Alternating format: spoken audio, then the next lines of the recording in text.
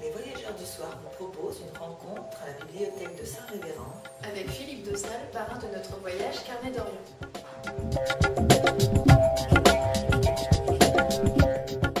En quittant Tocat, je suis bizarrement déprimée. À bien chercher, je me trouve quelques raisons. La fatigue en premier. Depuis 15 jours, mes étapes ont été longues, certaines excessives. L'une de 47 km, deux de 46. J'ai beau me répéter que je dois ralentir, ce n'est pas aussi simple.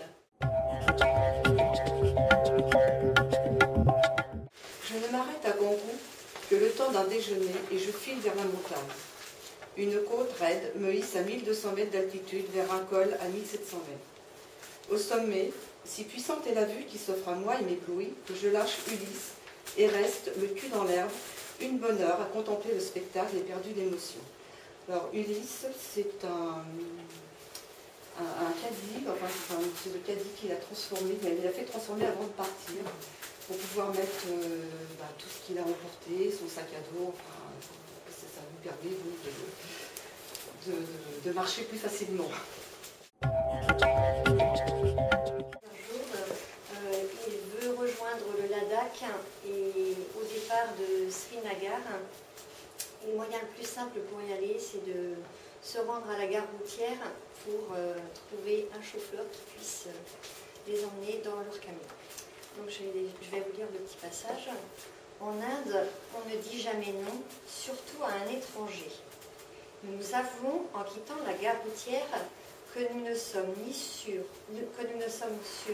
ni du jour, ni de l'heure, ni du lieu, ni de la destination, ni du tarif.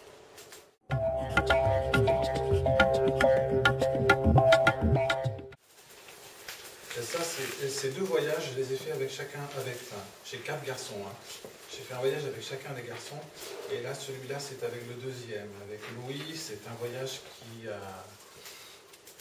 s'est déroulé en 95, qui a duré 3 mois. Il avait 12 ans, et donc on est parti de Nantes, on a relié l'Atlantique et le Pacifique en train.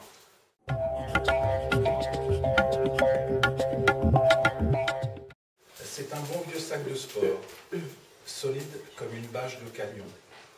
Il devait être bleu marine et blanc dans une vie antérieure, mais le socle de caoutchouc qui assure son étanchéité a déteint sur ses flancs et lui donne désormais des allures de bagages mal rasés, aux couleurs incertaines.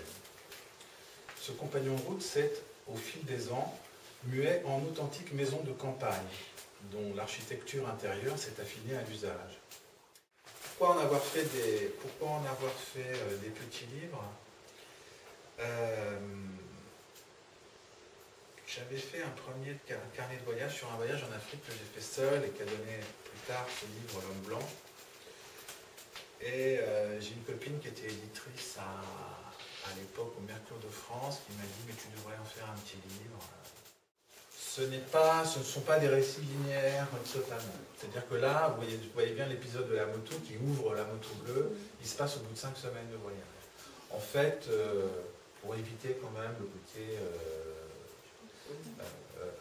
trop, voilà, le début, la fin, etc., ça fonctionne un peu en boucle. Et puis moi aussi, quelque part, j'ai creusé un chemin d'écriture. C'est-à-dire que voilà, j'ai fait le premier, et puis le deuxième, et puis à chaque fois, j'ai essayé quand même d'avancer